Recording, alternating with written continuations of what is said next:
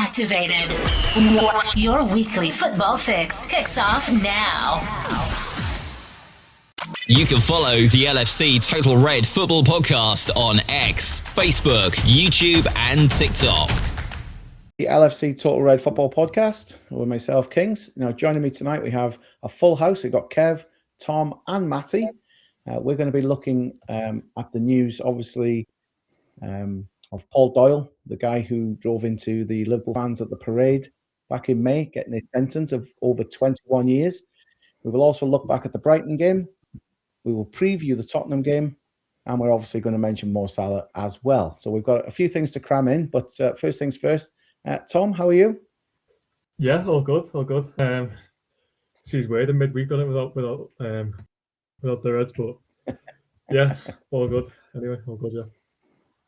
Happy days. Kev, what about yourself? You okay? Sound mate, all good. Working till Christmas Eve, so living the dream. So hopefully I'll be on the good list instead of the naughty list, but we will find out Christmas Day, won't we? So we will indeed. Matty, how are you? Yeah, not bad to be honest. It's been a bit better because we've been winning. I've been in a mood for months, but it's getting a bit better, I suppose. Christmas around the corner, so I mean, when you look at the fixtures coming up as well, like at least you think the Reds can't ruin your Christmas. Wolves at home, do you know what I mean? Like, so they can't ruin me Christmas. That's all to me. They can ruin this weekend for me, but they can't ruin me Christmas. We shall see on that one.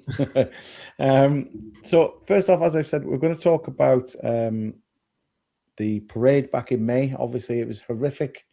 Things went badly wrong for some fans, mainly after the parade itself, when a guy called Paul Doyle decided to drive past an ambulance down a street and straight into fans. I mean, absolutely atrocious. Sentenced this week to 21 years and 6 months. Matty, I'll come to you first. So what was your thought? And obviously, we've talked before on shows about how horrific all that was, and it was, obviously. What's your thoughts on the sentencing? I don't think it was enough, really, myself. I think he should have got more, because he'll probably only serve 10, 11 years in prison. To be fair, you can't imagine he's going to be a problem prisoner, so it's probably talking 10, 11 years. So I don't think that's enough, really. Personally view it myself as that if he was of a different skin colour, it'd be labelled as terrorism. So why is it not labelled as terrorism? That's the way I view it, to be fair. I know other people don't view it that way, but for me, and I was speaking the other day, and it was like, but there's no political motive and stuff, but for me, that's still an act of terrorism. And the fact he didn't even get charged with like attempted murder, that's mad, because had he killed someone there was that many injured. Had he killed someone, he would have got done for murder. So I think he's just an arsehole, to be honest. And I don't think he got enough. But I think he'll get his punishments in jail as well, to be fair. And I hope he does, to be honest. Yeah. Tom, I'm sure you echo them thoughts. You know, what's your main thoughts on the sentencing? Yeah, I mean, hefty punishment, but it was deserved. You know, you just can't do that, can you? 21 years. I think he has to serve at least 2/3 of that. I read, so I think it has to be at least 14 years that he's in for. You know, which is good because, as I said, you know, as Matty said, it's a 10. I don't know how he hasn't been. Did he not get charged with that? If he hasn't, I don't know how he hasn't been charged with that, because he's, you know, as we've all seen, he's tried to people, and it was only for some fella that got in the back of his car that actually, you know, otherwise could have been so much worse. So, you know, hats off to him, because that fella that got in the back. So yeah, I can only echo what Matty said. To be fair, you know, hefty sentence, but you know, thoroughly deserved for. You know, he says it's a rush of blood and all that, but doesn't excuse what he's done. So the sentence was fully justified. I gotta say, I unfortunately the name slipped my mind of the guy who pulled up the handbrake to stop it, but I mean, he deserves so much credit and everything, because it could have been a lot worse, as we've said. and to even risk himself getting into the car, pulling up the handbrake and doing that. Fair play to that guy. It's a fantastic thing to do. Kev, what's your thoughts on it all? Exactly what the lads have said. Just echo that and mirror that. Not enough in my eyes. It was in another country. Over the pond, it would be a severe sentence than he would have got here. And that's the only thing you can say about it. How he's not disqualified from driving as well for life is another thing that is, there's other means of transport. Who's to say he's not going to do it again? Who knows? I hope to God he doesn't, but as I say, being out in 14 years is not long enough, to be honest. He should have remained in prison for the remainder of his life if it was left down to me. But sadly, that's our jury service works, and sadly, we don't mirror what's being done to the actual crime, and sad in a way. Do you know what I mean? I feel sorry for the victims, especially the young kids who are still dealing with that in the aftermath. And regardless of how a nice fella he is, I'd rather not talk about the actual little gobshite. Sorry for me swearing, but that's all I call him. Doesn't have a name to me, but that's the way I see it. I better stop now before I go any further. But that's the way I see it with him. So hopefully someone will deal with him and run into him as much as what he ran into everyone else while he's in prison. Here's the hope. This is it. I've just looked up the guy's name. It was Dan Barr, who jumped into the back of the car. So like I say, massive credit to that guy. And it's not really that I wanted to give this man who did this, a lot of airtime, but I just wanted to at least mention it because obviously we're all Liverpool fans. There's some people who haven't been back to a game. There's people who are going to be traumatized for their whole lifetime probably. And it's put people off going to football, going to big crowds, things like that. And it's disgraceful, really. And I really do hope that he is in prison a lot longer than the 10 to 14 years maybe mentioned. I'd rather him be in there the full term. And as we said, it wouldn't be surprised if we see in the news that somebody does something in prison to him. So we shall see how that works out. But we're going to swiftly move on anyway. The Brighton game. I'll come to you first, Tom. 2-0 win at Anfield. Both goals from Hugo Ekitike. What was your thoughts on the game in general? Just nice to keep this little pattern of success going, I suppose, because it's been a bit of a traumatic time, hasn't it? Yeah, I think it's the best performance for a while, to be fair. Even like the West Ham and Inter games, we got the win, but we kind of wasn't like good football, or wasn't kind of what we're accustomed to seeing with this team. We kind of grinded the results out, I thought. But I thought the Brighton one, we took the game to them. We played some really good stuff. And I think just for a minute, when we looked kind of I know they had the chances, to be fair, but I never felt like we weren't going to win that game. I just felt we were kind of on it on Saturday. And I just felt, if they scored, we'd score. It was one of them. So I thought, really positive performance. Thought Ekitike is outstanding. I think he's got to add that shirt from now on. You got to disregard the price tag of Isak. I think now, you got to play the player in form, and that player in form is Ekitike. Every time he gets the ball, he makes things happen. He's quick. As I said, he makes things happen. He's strong. He's just on form at the moment, so he's got to play. Isak's got to wear his shirt for now. We've said he's on a 6-year contract. He's here for 6 years, so let's be patient for the moment and give Ekitike the shirt because he's the man in form. He's been brilliant. Curtis Jones, he gets his fair share of critics, which has been justified, but he's been brilliant last couple of games. He's been really positive in his play. He controlled them really, really well. So I think he's got to be highlighted as well. I think standout performances from them too, I'd say. Jones and Ekitike. Against Inter as well. Jones was outstanding, like I said. Overall, just a really, really positive performance, I thought, and hopefully something to build on for Saturday. But I won't hold my breath on that for now. Kev, it was. I think this is 5 unbeaten for the Reds now. So it's like I said. Matty's said a few minutes ago. It's kind of like it's been a bit of doom and gloom over the last few months, but there's shoots of something maybe getting better there, isn't there? Little green shoots. Small steps. That's all you got to take at the minute, and they're going in the right direction.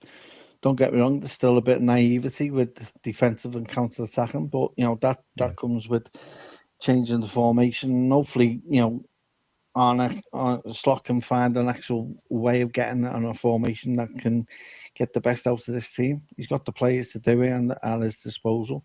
Thought we played well in parts, as Tom said, but again, the frailties are still there, which still send. I need St. John's ambulance sitting next to me at times, the way we defend at the minute.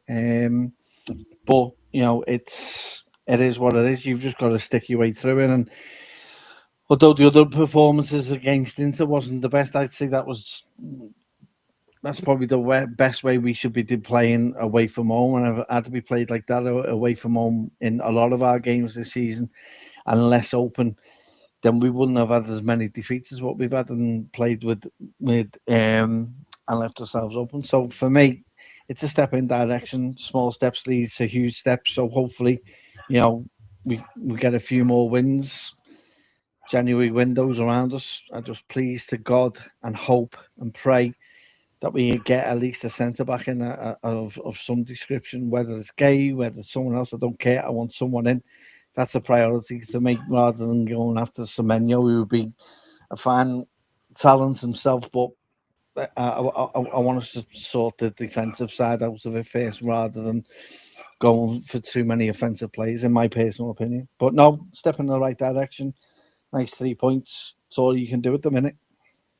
Yeah. Now, you just mentioned there possibly, bringing a defender or some defensive reinforcements, at least in January. Now, there's lots of talk about Mark A, giving a gentleman's agreement that he was going to come. Do you think that is possibly still something that will happen? Or do you think they may look elsewhere to get, or even, get two in maybe? I think he's part of the plans of who they want to bring in. It depends. It'll all depend on Glasner. Glasner will have the last say at Palace. He had the last say in the transfer window in the summer. I get where he's coming from. If they lose him, they probably lose a lot. That Crystal Palace do. He's in the top 5, I would say, that are on the list of players that the team wants. Whether we get him in, whether we bring others in, I don't know. I don't care. I just want to bring someone in of some description. And, for me personally, I if you're asking me, I'd rather go and get Barstoni or someone like that, and as well as Gay, I'd rather just do something of some kind of ilk in that area than just leaving it the way it is, because at the minute it's very frail and very weak at the minute. And and if we're being perfectly honest, none of the back 5 have actually played well this season. There's been frailties in each and every one of them, ailments as well. It doesn't help the system that we play. Virgil hasn't played to the standard he has because he's taken too much on. He's probably looking at things at left back. They're dealing with things with Mars Philly in goal. There's times where, not everyone's played to the best. And the one standout that hasn't is the one that wants to go to Madrid. And the only game he's played it well in is the irony was against Madrid. So, that's what we're dealing with at the minute. And until that gets sorted out, for all what we bring in offensively and attacking minded, it goes against what we'll be doing, because we'll still be open at the back as much as what we are. So for me personally, I like to see 2, and it gives you an option then. And I think with Gay as well, you'll probably be able to play 3 at the back, which would work in this team's formation a little bit better than what we're doing at the minute. But again, that's just my own personal opinion, but we'll see what happens. But no, it'll be in contention and on the list, so let's see what happens. Yeah, I agree. To be fair, I think defence is definitely somewhere they need to work on. They missed out in the summer, and that has hit them badly. The first few games we kind of were just riding a wave, maybe, and just like it got ourselves out of jail a few times, but then the real frailty started to show, and it was like I know you just said about Konate. Obviously, his best game was against Madrid because he's in the shot window for them, so he was going to put in the best performance. But yeah, I really do hope they get in at least 1 or 2, and then can build on that and just see how the second half of the season goes. You can follow the LFC Total Red Football Podcast on X, Facebook, YouTube, and TikTok. Matty, you said at the beginning, obviously you don't want them to hopefully ruin your Christmas. It's kind of because we've just started to kind of, get up again and start improving. So there's Tottenham away, home to Wolves, home to Leeds, and away at Fulham before the 8th of January when we're away to Arsenal. So 4 games that really you would, on a normal kind of season, you'd be saying we should be okay, overall. But the way things have been going, do you see them getting 12 out of 12 or 9 out of 12 or something? At least a good run of results, you hope, don't you? I think we will. I think Slot's got to keep his job. I don't think his job's completely safe just because he's won 2 games. So I think Slot's got to get 12 from 12 really to keep his job, and I don't think that they'd be scared to pull the trigger the closer it gets to January, because if you do bring a new manager in, you don't want to go and bring in, say for example, you've got Glasner and you're going to need at least 2 centre-backs to play the style of football he plays anyway, so they're probably holding on out till that really. But I do think we look a little bit better. We look best without Isaac in the side, madly enough. So I am hopeful, to be fair. I think Spurs, depends what Spurs turn up. Like, they can either be really good with Thomas Frank or they can be awful. So it just depends which Spurs turn up really. And then Wolves again, if they turn up, they play all right. I think their league form, like, and where they are in the table, doesn't reflect their style of football. To be fair, I do think Wolves, when they get going, they are all right. I don't think it's a walk in the park, but it should be at Anfield. Any team should be. So I don't know. I don't think we get 12 from 12, and I think Slot goes eventually. But I'd like it to be 12 from 12. Well, I think we'd all definitely like that, because at least that way we can all enjoy Christmas with a few extra drinks, which come around this time of year anyway. Like, Tom, do you think that's possible? A good run like that, maybe to boost everybody. I'd slap your hand off at 10. To be fair, I think 12's too much to ask with the way we are at the moment. Like, but you'd like to think we win the 2 home games, wouldn't you? Wolves and Leeds at home. If you can't win them, then you can kind of write the season off. I think you can't ask for 2 better games than that. So that's got to be 6 points if we're serious about the season. But then the 2 away games, I think you've got to take 4 from them too. As I said, with the way the season's been going, I think you can get 10 points from the next 12. I think you'd be in a good position, to be honest, going into the Arsenal game. I think you definitely find yourself in the top 4, which we need to be. So yeah, I'm quietly confident, but again, you just don't know what you're going to get with this team, do you? Because after Villa and Madrid, we thought we were all kind of in for a resurgence, and then crash back down to earth against City. That's one of the worst performances I've seen for a while. So, as I said, I'm not getting my hopes up too much. I'm quietly hoping for 10 points from the next 4. I think that's pretty good to try and aim for that. So, Kev, what do you think? Next 4 games overall. We're going to briefly talk about Spurs, obviously, but no, I just echo what the lads say. You know what I mean? It's common sense. I think Slot's has got to not lose a game. I think if certain things happen with certain managers that the club may be already looking at, things happen there, then that will move things on. I hope he can find a way out of this, because I think he deserves the opportunity to that. I know a lot of people won't want that and want him out. Some will be like that, but for me, I'm still backing him. I'm hoping he can find a way out of it. But you can't disagree with what Matty said. He's got to keep winning to keep his job. Yeah. And the way we're playing at the minute, I'd love to be able to say man with confidence and say that will be the case. I can't at the minute because of the way we're playing, the style that we're playing, the manner that we're playing, and defensively we look awful. And counter-attacking wise, we're probably one of the easiest teams to counter-attack. just sits in a low block. And if you can't find a system that fits and gets and defeats that on a regular basis, that is just not one generic way, and finds other opportunities of doing that, then he will be out the door, no question. But again, it's down to him. He's the manager of this team. He's got to manage this now. And, he can't say that he hasn't got the players. It's not like we've got a Dwight McNeil. We've got a Grealish coming to the end of his career. Or, and all this. He's actually got talented players that can get him out of this. But he has to make tough decisions. And those tough decisions come with being a manager. And he's got to do that with some kind of manner and a demeanour. And also getting us playing in a style of play that helps us rather than innates a lot of things that we do. You know what I mean? Counter-attacking wise, I think it's poorly. I think we defend the schoolboys. We all run after the ball. There's no one set in a defensive way. We're setting traps for teams when they're going direct. What's that about? How about we stop doing that and go man to man? Why aren't we thinking about this or logically and looking at things? Because he's got to find a way to do it and a solution. And I hope he can find a way, but it's going to be tough. But you've got to hope that we can get 12 out of 12 because it puts us in a great position going into the Arsenal game then.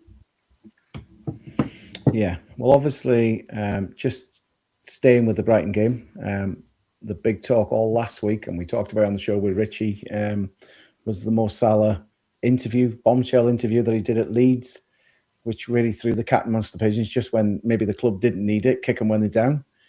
Tom, I'll come to you first. Do you think that Slot handled it okay? He put him on the bench on Saturday. I know he came on eventually, which we'll get onto shortly, but how do you think Slot handled the situation?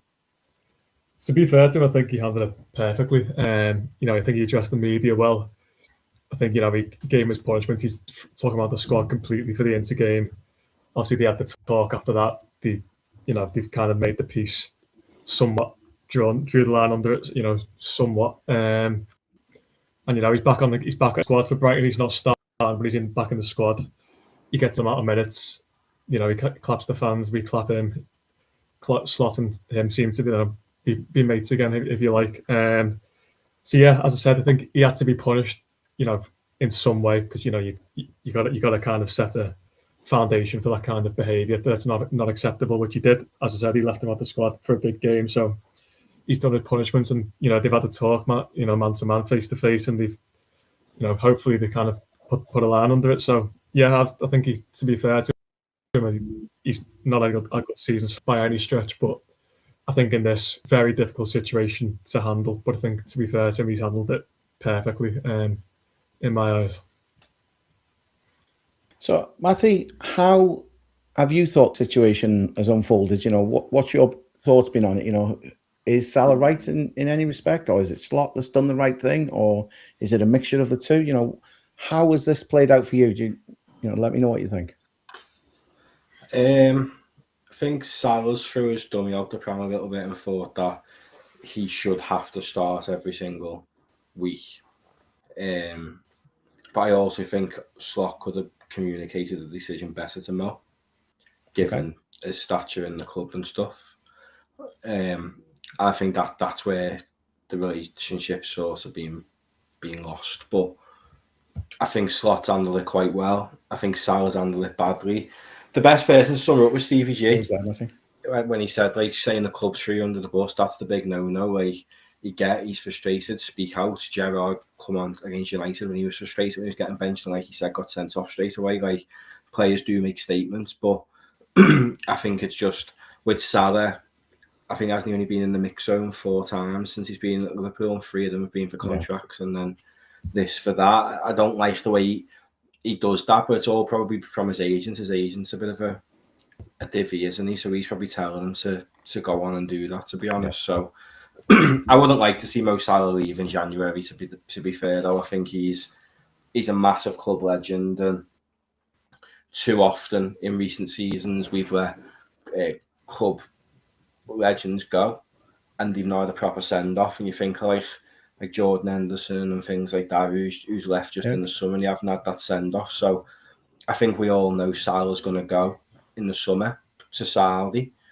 but I think he should be allowed to stay and have that final 6 months with us. And who knows? That could end with a Champions League. It could end with some more silverware. But regardless of how it ends, he's leaving the club as probably one of the greatest players a lot of us will see play for the club in our lifetime. To be fair, like probably he's the best frustrating player, I think, because he's the most frustrating player in the world to watch play football. But his numbers don't lie.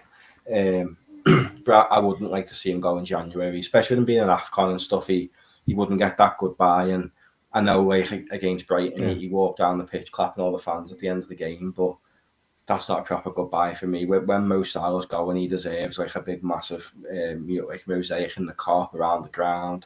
He deserves the works, Mo Salah, because he's been an incredible servant to Liverpool. It's a shame if this is how it ends, but I'd like to think Salah will put that differences aside to stay till the end of the season. Potentially, when he comes back from AFCON, we got a different manager as well. So I don't know. There's reports that Sloss never even spoke to him about him being dropped and stuff. That's wrong.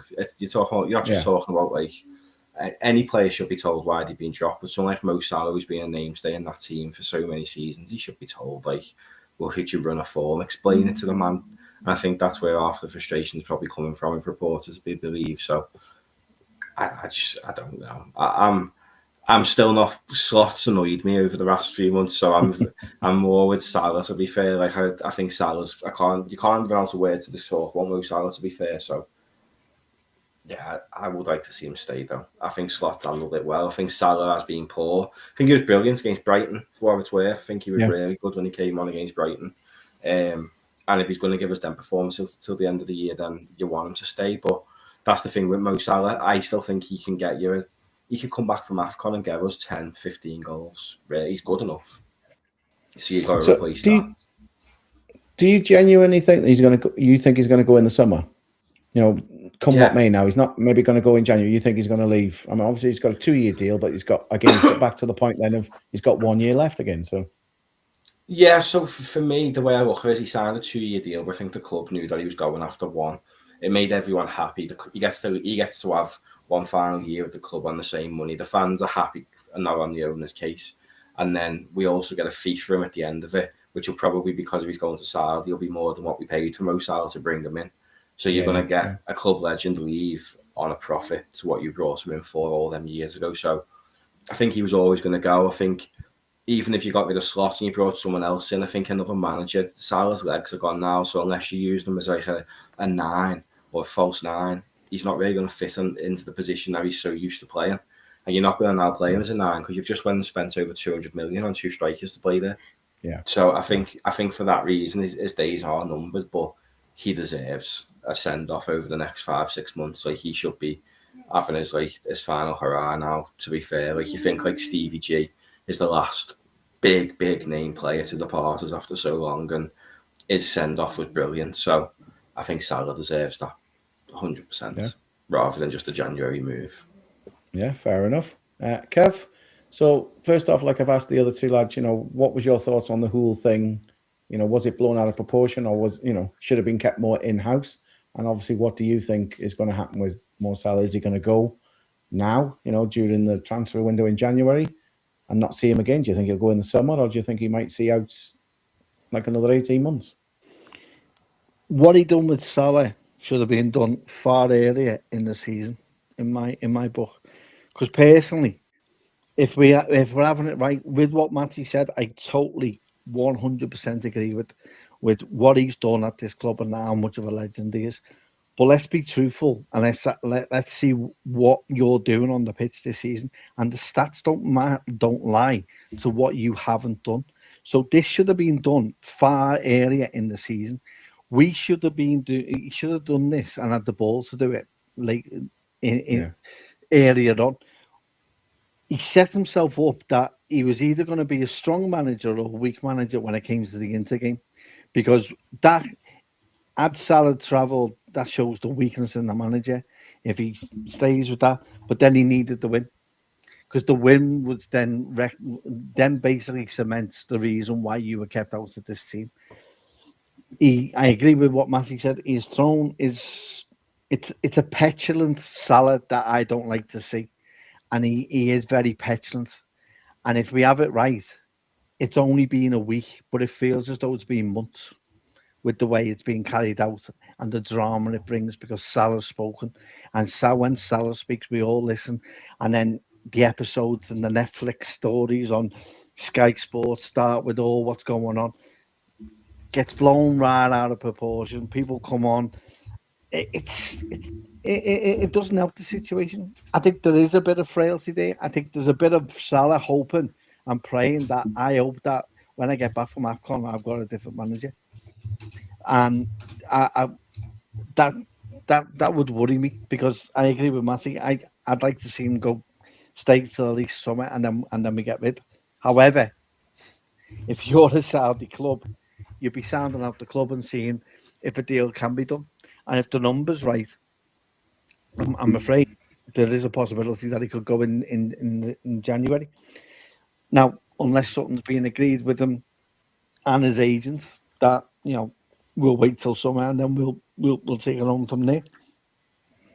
But it's only been 3 games, but it should have been done a lot earlier in the season for me. I think he hasn't hit the numbers that he has that we're accustomed to. His levels fallen from the levels that he set himself.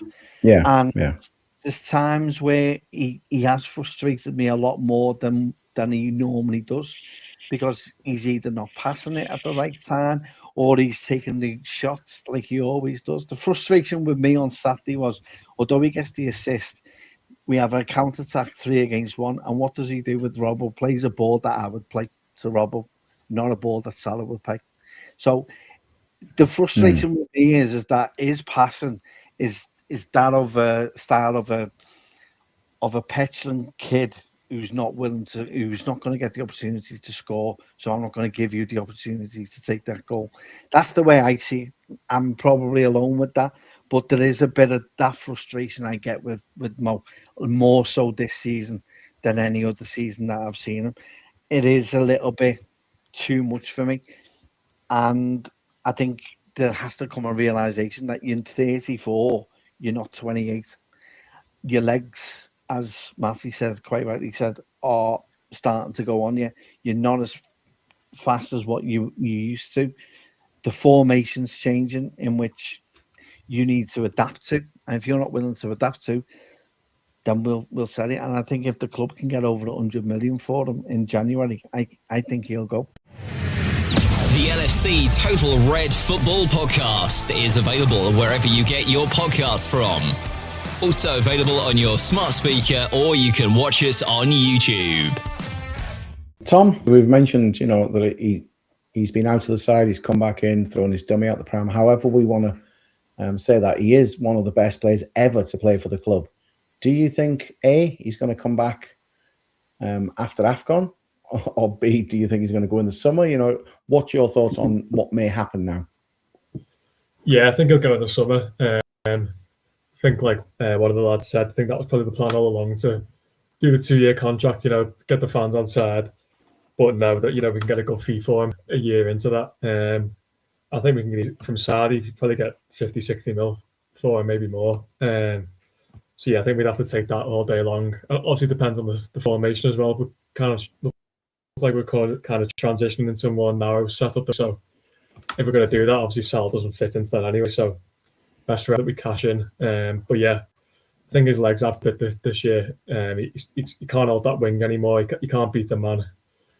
He's got really no pace up him, which obviously he needs to be on the flank. And he's, even like his position, and he's not taking up the same positions he was last season. He's just dropped off a yard, which is, age catches up to everyone, and it looks like it is catching up to him right now. But I do get his frustration. If Slot's not explaining to him why he's been dropped, I do get that frustration. Mo Salah 3 games in a row. He does deserve an explanation for why he's been dropped, because he's not the only one. We mentioned he's been poor. He has been poor, but so is everyone else in the team. So it does kind of feel like Slot went after him a little bit there. Cody Gakpo, for example, has kept his place in that run. He's only come out because he's been injured now, I think, isn't it?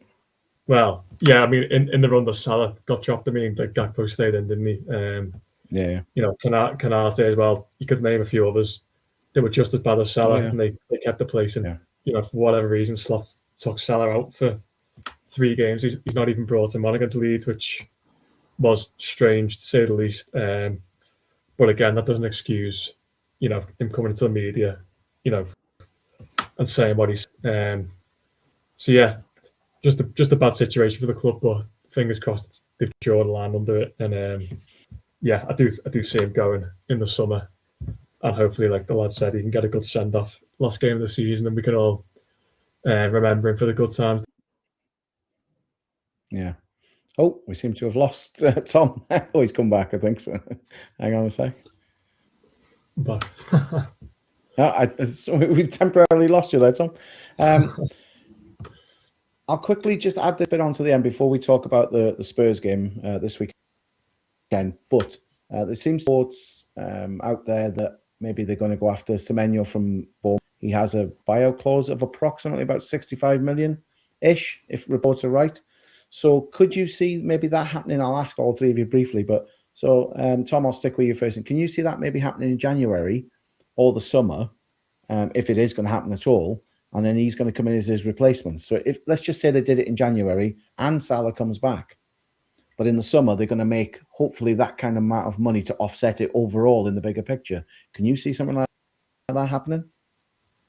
Yeah, it seems like a type of signing, to be fair. I do think it'd be one in the summer though, because it's the release clause is 65, isn't it, in January, and then 50 in the summer. So I think if Salah was to stay until the summer, I don't think the club would, you know, pay that 15 mil extra. I think they just hold off till the summer. Which 50 mil, I think, was fair enough price, to be fair. I like him. I think if you're going to stick with E3, I think I really like him. You know, he's quick, he's direct, which we don't have. We don't have anyone with pace or that's direct that can beat a man that's tricky. You know, all our wingers, Salah, Gakpo, Chiesa, they're all kind of similar in the way that they lack pace, they lack directness. So I think he will give us something different. I think we do badly need that kind of profile of player. So yeah, I was never going to stick with that with the setup we're in 4-3-3. I'd be all over that. I think he gives you goals. I said he's pacey, he's powerful, both feet, which is another big thing. He can go right or left and play both sides. So yeah, for me, it's one I'd be all over. To be honest, if Salah is going to go, which we all expect, yeah, I'd be all over this one for 50 mil in the summer. I think that'd be a very good deal, to be honest.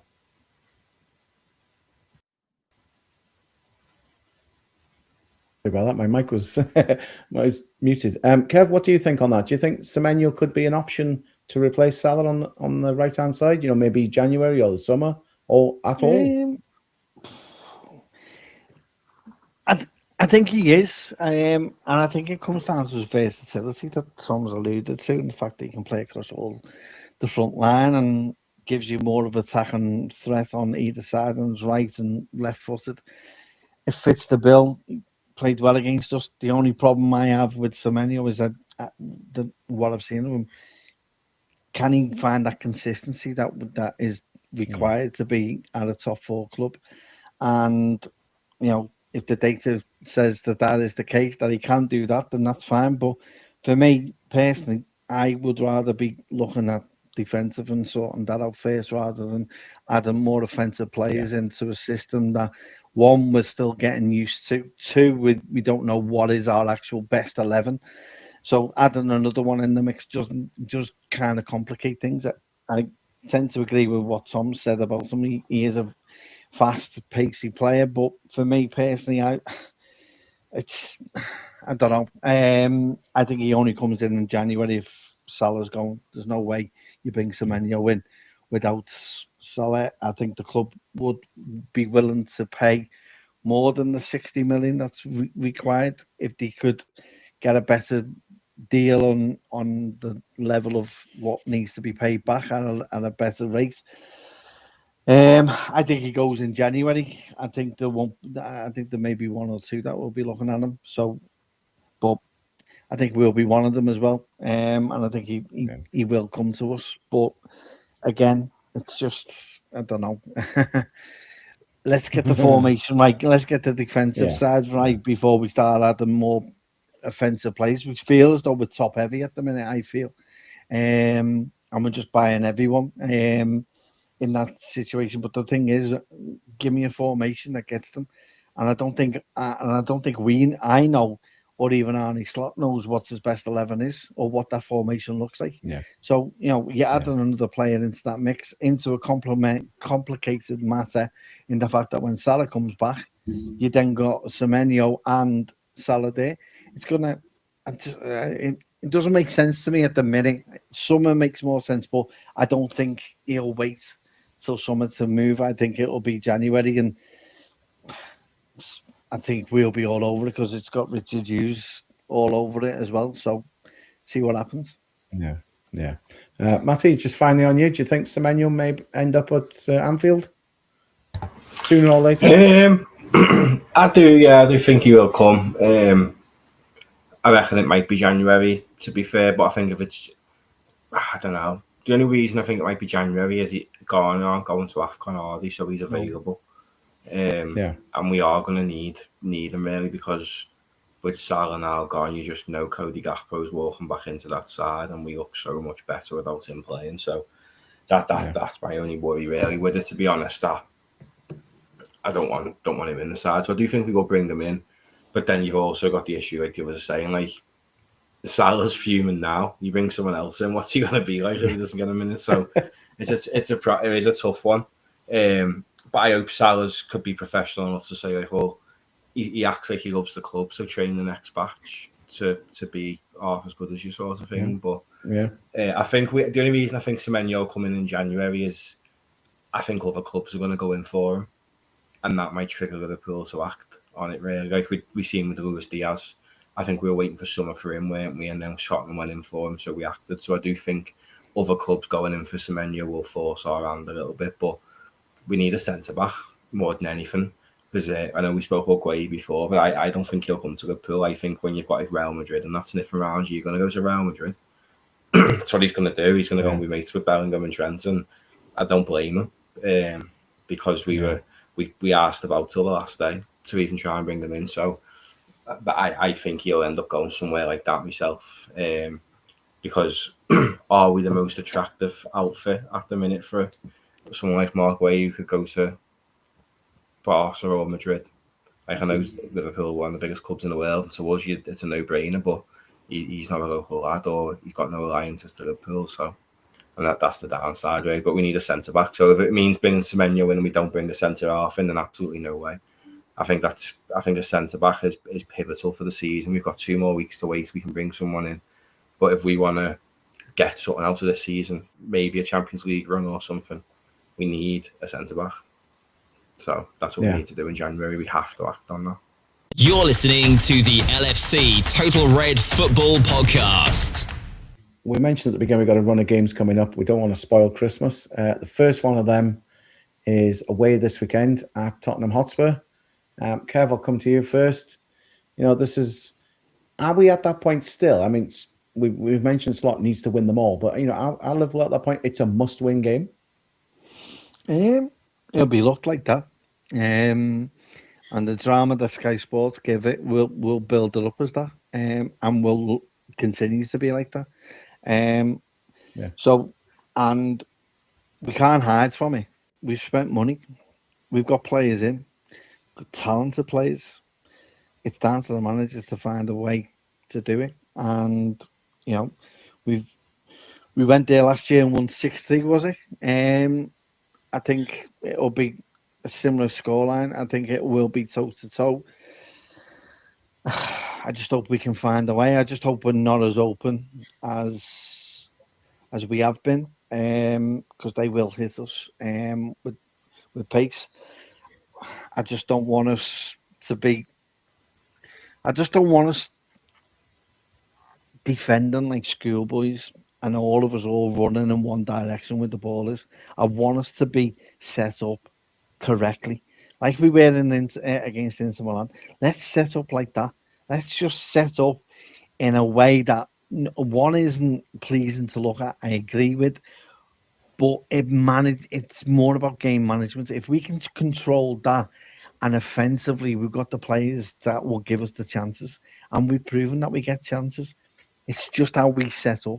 And let's let's just find a way of doing that and being dominant. I think with Salah not being around the place, will give a bit of will get really some of the tension that's been around the club. So, they can play with a bit of freedom, maybe, and we may see that at the weekend. Who knows? But for me, I'll always think that we'll always go out and win. So I expect us to win 3-1, I reckon. But we will give them opportunities to score.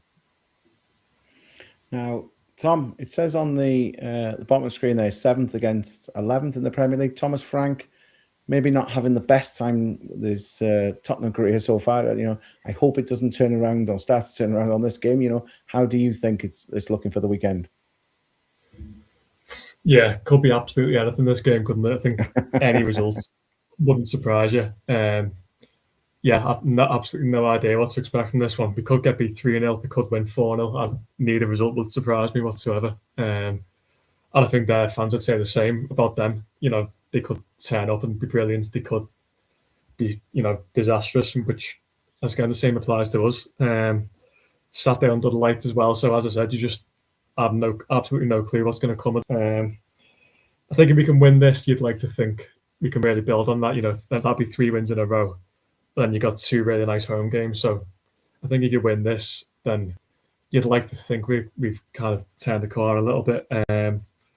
But on the flip side, if we get beat, we're just back to square one, aren't we? And Slot's back under pressure, and the same old questions start again. So it's an absolutely massive game. It's a must. Like if you said about it being a must-win game, it's absolutely a must-win game. Not only for the points on the board, which we need to get back in the top 4, but just for the reasons I just mentioned as well. The whole package means an absolutely must-win game. So yeah, I'll go 2-1 to us, but as I said, I have no idea what's going to come of this game. Yeah, Matty, again, do you agree with the other two? It's a must-win. We've got to keep rolling on, getting the points in the bag. I think we've got to win every game until the end of the season to save the year, to be honest. I don't think we will. I think Tottenham, like I said before, they're a tough team in the sense of if they turn up, they're a really good side. If they don't turn up, then you can steamroll them. But the Sasa can be same for Brighton. I think they're a really good side, a well-oiled side. So, we seem to turn them over. I think if you start the same team that started last weekend, then you've got a very good chance. But then there's the risk, obviously. I don't think Szoboszlai is going to be fit, is he? And that's what I'm factoring in, really, when I'm worried about this weekend, because he's been our best player this season by a country mile. And I think if we miss him, it's massive. And obviously, I know Conor Bradley's back, but I don't think he's had the best of seasons, to be fair. No. But that'll accommodate Gomez. But then Ibu, he's 50-50. So if you have a good game out of Ibu, it's all right. If he has a bad game and you want to hook him, but you haven't got no one to hook him for. So it's a must-win. But I don't think we will win. I've just got this weird feeling. Okay. It is a must-win, but I do think we'll get beat. Sadly. Well, okay. While Salah's away at AFCON, there's talk of Frimpong being back maybe from injury. We do have Chiesa. You can move it around a little bit. So just thinking ahead to Saturday, I'll just run around the three of you. So Kev, who do you think is going to play in that position that Salah would normally occupy on the right then? Do you think he's got somebody in mind ready? No. Because as I've said all the way through, he doesn't know his best 11. Okay. And if you haven't got a formation and you've alluded that you need to change the formation and you've got these star players, I don't think he knows what his best 11 is. I think at times, I think part of him wants to leave Isak out, but he can't because of the money he's paid. And I think he causes more of a problem with us buying him than when and just having Ekitike on his own. Personally, I think he would have been better. He's got a formation to dilemma as to who's to play. He's got rid of the play that he's allegedly thrown under the bus, according to Mo, and he'll be looking with this popcorn to see who does play in his position, because they'll have to meet the standards that he's got. I don't know who that's going to be. I don't know what our formation is going to be on Saturday. I don't even know who our starting 11 would be. All I know is that Alisson should be in goal. And unfortunately, Konate's got to play because we've only got 2 fit defenders. That means then who plays at right back? I don't know. Is that Bradley? Who knows? Is Frimpong worthy to be playing at right back? Because when I've seen him play at right back, he looks even worse than if I played there at times. Leone must be fuming because he must be thinking, if I would have stayed fit, I would have been playing alongside Virgil. There's no question he wouldn't have been. So the frustration's there. Who do you play with, Kirkes or Robbo? I don't really know. Gakpo, does he play? Who knows? Sloboslai will play because he's been our best player. But again, he comes with a bit. He hasn't been the best either, if we're being truthfully honest. Because he has had his own little individual errors that have cost us goals. So I don't know what the formation is going to be. I don't really care as long as he gets it right. I don't care who plays on that right hand side. If it's Chiesa, it's Chiesa. But I think he's done something to Slot's misses that means that he doesn't start a game, even with Mo not being there. So I don't know what the answer is. I would go as much as what we did against Brighton as the template and see how many of them are fit and take it from there. But I don't know, and I don't think Arne Slot knows, because you see that with the substitutions, because he throws the kitchen sink at it with no formation, and we end up with far too many offensive players than defensive players, because that's how many offensive players we've got on the pitch. It's, who knows. But I can see what's going to happen if we're getting beat. We'll start throwing everyone on, and then there'll be no kind of formation. Because it worked last season in certain games, and we loved it because we saw it when we went down to 10 men against Fulham, and you think, wow, this is great. Got a manager knows what he's doing. But this season, we've seen someone who's just continuously doing it and is not being great with his substitutions this season, as best as what he should be. So, who knows? We'll probably see Isak at some point. We'll have a formation of about 8 centre forwards on the pitch with 2 defenders. We'll have Gravenberch playing centre half. We'll then have Kirkes playing in goal. Who knows what's going to happen? Do you know what I mean? But that sums up our formation and our manager's style at the minute. Yeah. Tom, who would you like to be maybe replacing Salah at the moment? Have you got any ideas that you personally, if you were the manager, who would you pick? I think you have to go narrow, just because the personnel that we've got at the moment. Salah and Gakpo obviously not being available. Chiesa, obviously we know Slot's got a problem with him, which we still don't know what it is, but he's got a problem with him, so he won't play. So you've got no options out wide, so you have to go narrow, I think. Even if everyone, the narrow formation works better with the personnel we have. You spend 200 million on 2 strikers. You got to play them both. We seem to have lost Tom halfway through his chat there. Matty, I'll end up talking to you the same. Then, what's your thoughts? Who would you put on the right? And I think Slot really is damned if whatever he picks. As Kev said, with his formation choices at the moment, in a way, it all seems to be a gamble, doesn't it? It does. It does. I don't know who else you'd put on the right, really.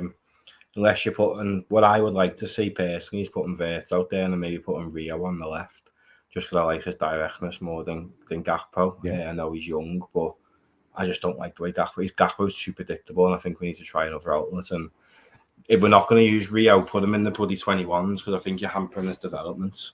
Just put him on the bench every week anyway. If he's on the bench, he's good enough. In the manager's eyes, he's good enough to be in that side. So play the kid. That's the way I'm looking at it, because the only other option for that really is Ekitike looks really good out on the left. So you could play him on the left, Vert on the right, and then play Isaac up top. And that might be how you get both of them in the team, to be fair. But I think one of the best parts of Ekitike's game is how deep he'll come back to retrieve the ball. And he'll do that centrally and stuff. And I don't think he can do that if he's on the left-hand side in a slot formation.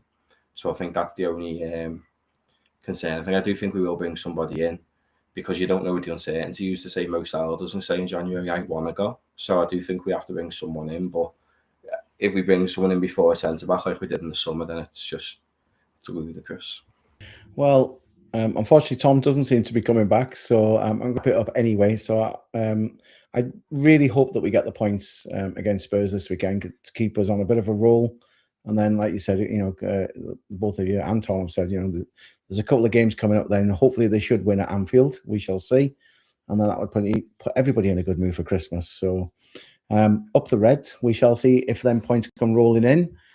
I'd like to say thanks to Kev, to Matty and to Tom for joining us tonight on the LFC Total Red Football Podcast. Hopefully we'll maybe be able to squeeze in another show before Christmas. I'll see if the lads are feeling festive enough to maybe join us early next week. Thanks for watching, everybody, and we'll see you next time. Thanks for listening. Join us next time for more LFC Total Red Football Podcast.